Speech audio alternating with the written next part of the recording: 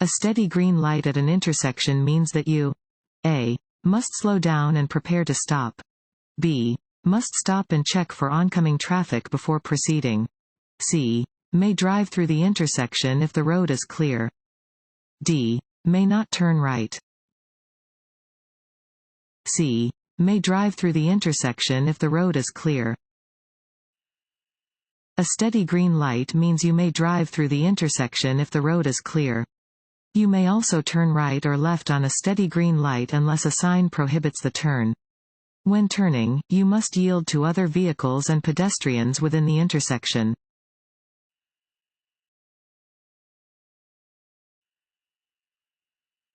Signaling your intentions before turning, changing lanes, or driving away from a curb. A. is necessary only if other traffic is present. B. is a good driving habit and is required by law.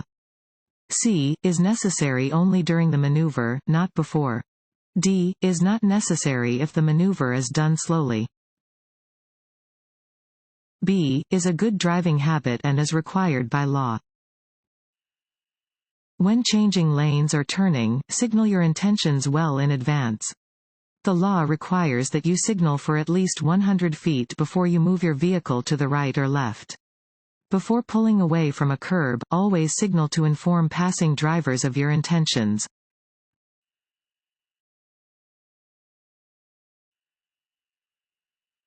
When a vehicle with an anti-lock braking system starts to lose traction on a slippery road, drivers should A. pump the brakes. B. press and hold the brake pedal. C. press and hold the gas pedal. D. lightly tap the brakes.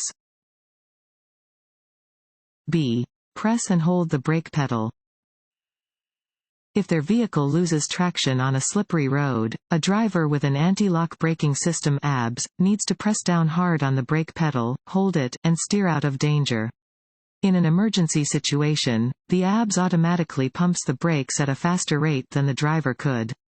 Removing steady pressure from the brake pedal or pumping the brakes will disengage the ABS.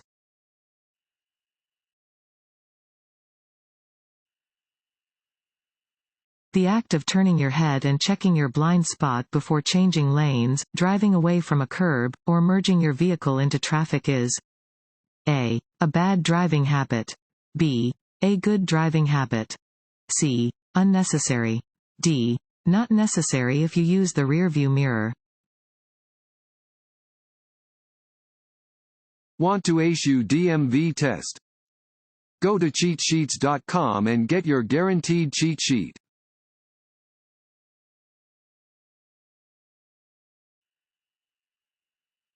You are driving on a highway divided by two solid yellow lines. You may A. cross these lines only to make a left turn into or from an alley, private road, or driveway.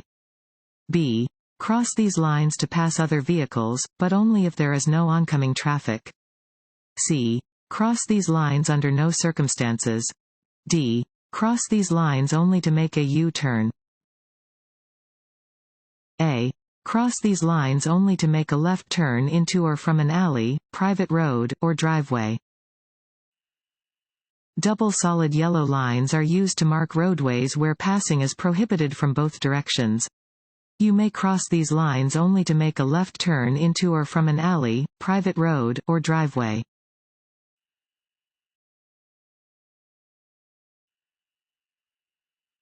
If you need to stop quickly and your vehicle is not equipped with an anti-lock braking system (ABS), you should A. hold down the brake pedal. B. firmly pump your brakes. C. lightly tap the brakes. D. release the brake pedal. B. firmly pump your brakes. Pumping the brakes is generally the best way to stop a car in an emergency. The car will stop quickly and you will also be able to continue steering.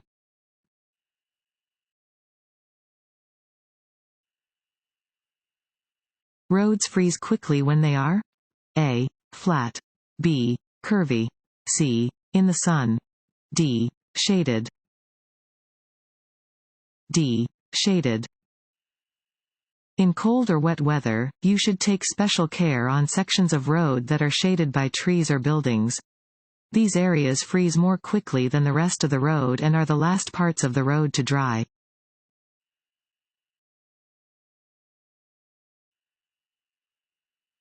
Work zone signs mean: A. It is summer. B. You must immediately stop and back up. C. Less than ideal conditions are present for driving. D. You should drive faster to get out of the work zone. C. Less than ideal conditions are present for driving. Work zone signs are orange and indicate that some type of work is being performed on or alongside the roadway. Be extremely careful when you see these signs.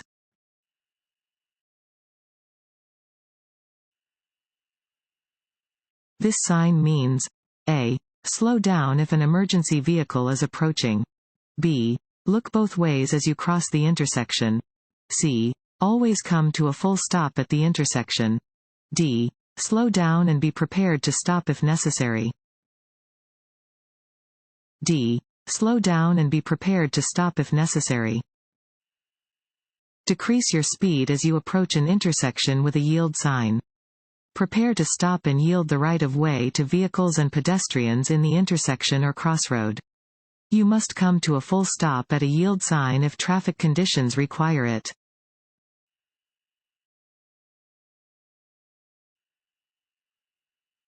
If a vehicle using high beams comes toward you, you should look toward: fill in the blank of the road. A. Either side. B. The center. C. The right side. D. The left side. What kinds of drugs can affect your driving ability? A. Allergy medicine. B. Marijuana. C. Cold remedies. D. All of these choices.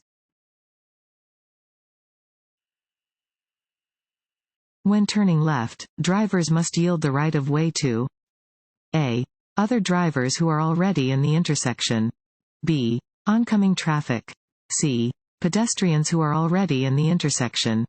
D. All of the above. D. All of the above. When turning left, drivers must yield the right of way to oncoming traffic. Drivers must also always yield the right of way to pedestrians, bicyclists, and other drivers who are already in the intersection.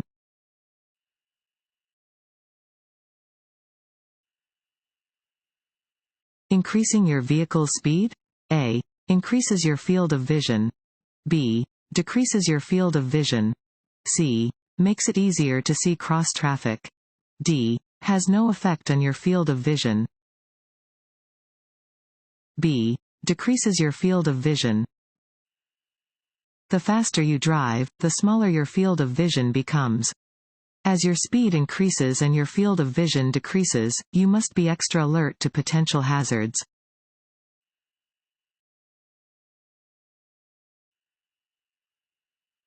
To turn left from multi-lane, one-way streets and highways, you should start from: A. The middle of the intersection. B. The right lane. C. The left lane. D. Any lane. C. The left lane. To turn left from multi-lane streets and highways, start from the left lane.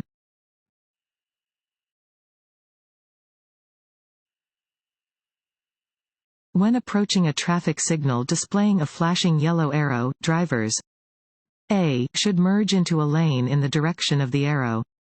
B. Should come to a complete stop. C. May turn left after yielding to oncoming traffic and pedestrians. D. Have the right of way and may expect oncoming traffic to stop for them. C. May turn left after yielding to oncoming traffic and pedestrians. A flashing yellow arrow indicates that left turns are allowed in the direction of the arrow.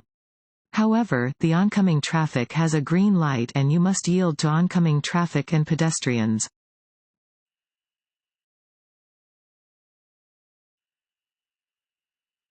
It is important to slow down. A. On narrow or winding roads. B. At intersections or railroad crossings. C. When the road is wet or slippery. D. All of the above. D. All of the above.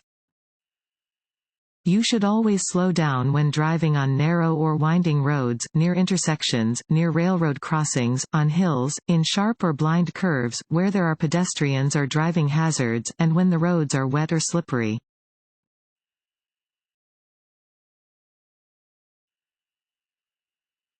Smoking and preparing to smoke while driving.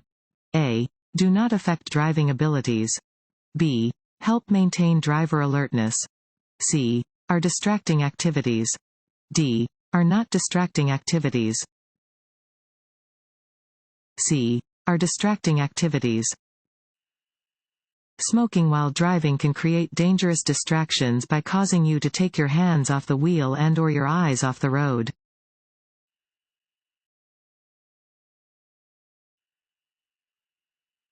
This road sign means A. Side road. B. Keep to the side indicated by the arrow. C. You may drive in the left lane.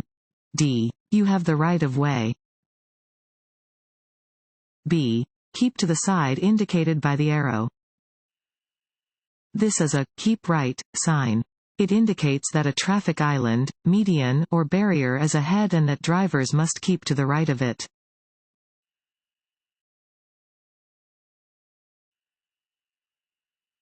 Allow a larger space cushion than usual when stopping. A. On an incline. B. At an intersection. C. At a stop sign. D. At a toll plaza. A. On an incline. You should allow more space in front of your vehicle than usual when you are stopped on an uphill slope. If the vehicle in front of you rolls backward toward your vehicle when traffic begins to move again, it is less likely that there will be a collision.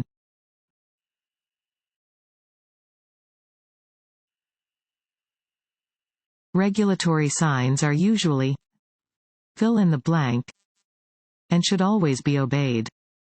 A. White. B. Blue. C. Green. D. Orange. A. White. Regulatory signs regulate the movement of traffic. They are usually white with black markings and must always be obeyed by motorists.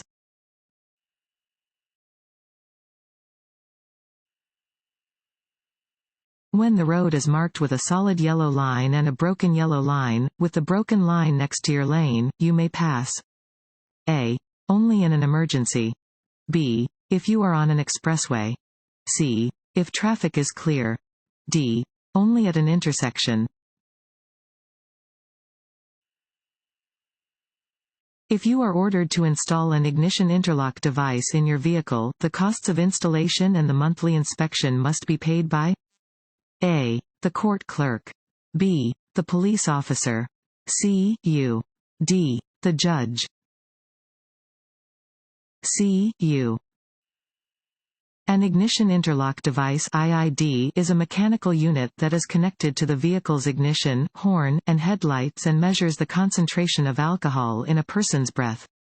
If you have more than one alcohol-related contact showing on your driver record, you must have an IID installed on any vehicle you operate before your driving privileges can be reinstated.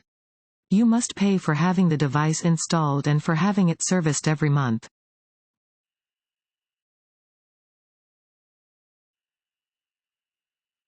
The minimum and maximum speed limits on Missouri interstate highways are A. 40 miles per hour and 55 miles per hour.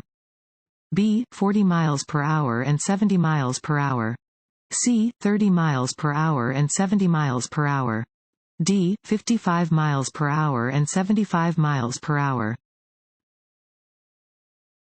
B. 40 miles per hour and 70 miles per hour. You may never drive at speeds faster than 70 miles per hour on Missouri's interstate highways. You may not drive more slowly than 40 miles per hour on interstate highways, under normal roadway conditions.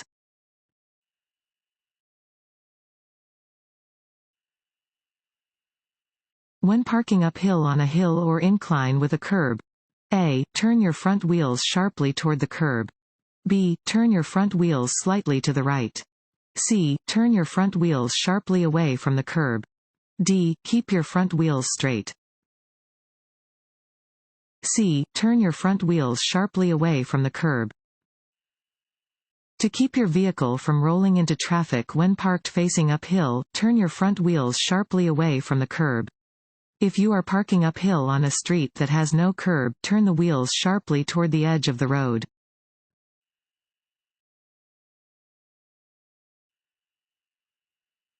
What should you be most concerned about when you see this sign? A. Driving with your headlights out of alignment because one side of your car is higher than the other. B. Damaging a tire from drifting onto the shoulder. C. Hydroplaning, if the shoulder has water on it. D. Losing control of the vehicle if you drift onto the shoulder. D. Losing control of the vehicle if you drift onto the shoulder. This sign indicates that the shoulder is lower than the road in the area ahead. If you drift off of the roadway and one wheel drops onto a low shoulder, do not slam on the brakes or steer sharply to try to get back onto the roadway. This could easily cause you to lose control of your vehicle.